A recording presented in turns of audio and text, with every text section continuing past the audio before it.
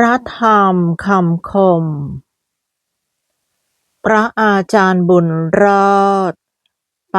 ริสุทโธ สติใจ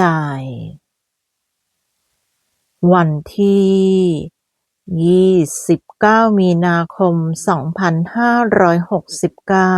2569 สาธุเจ้าค่ะ